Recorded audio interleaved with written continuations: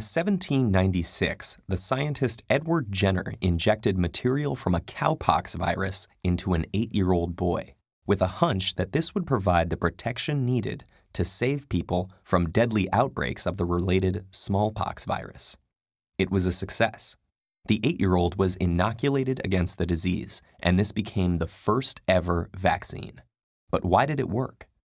To understand how vaccines function, we need to know how the immune system defends us against contagious diseases in the first place.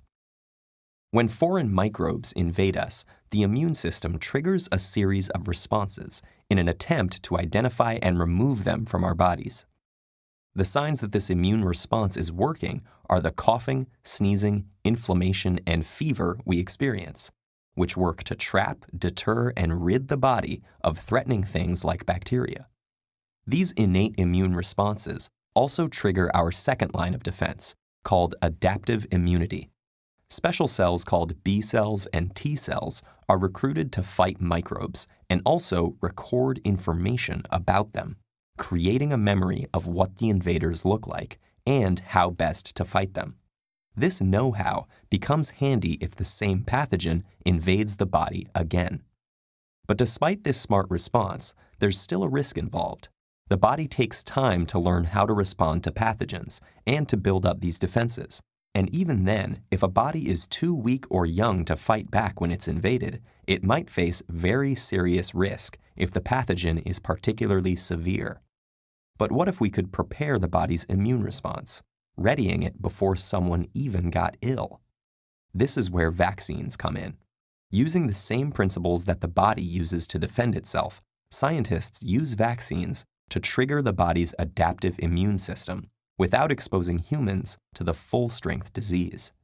This has resulted in many vaccines, which each work uniquely, separated into many different types. First, we have live attenuated vaccines.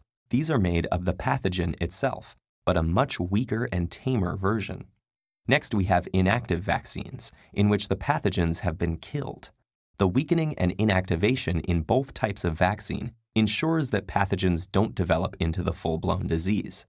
But just like a disease, they trigger an immune response, teaching the body to recognize an attack by making a profile of pathogens in preparation. The downside is that live attenuated vaccines can be difficult to make, and because they're live and quite powerful, people with weaker immune systems can't have them, while inactive vaccines don't create long-lasting immunity. Another type, the subunit vaccine, is only made from one part of the pathogen, called an antigen, the ingredient that actually triggers the immune response. By even further isolating specific components of antigens, like proteins or polysaccharides, these vaccines can prompt specific responses.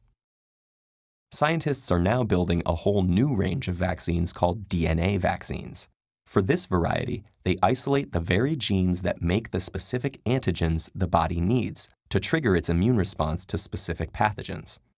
When injected into the human body, those genes instruct cells in the body to make the antigens. This causes a stronger immune response and prepares the body for any future threats. And because the vaccine only includes specific genetic material, it doesn't contain any other ingredients from the rest of the pathogen that could develop into the disease and harm the patient. If these vaccines become a success, we might be able to build more effective treatments for invasive pathogens in years to come. Just like Edward Jenner's amazing discovery spurred on modern medicine all those decades ago, continuing the development of vaccines might even allow us to treat diseases like HIV, malaria, or Ebola one day.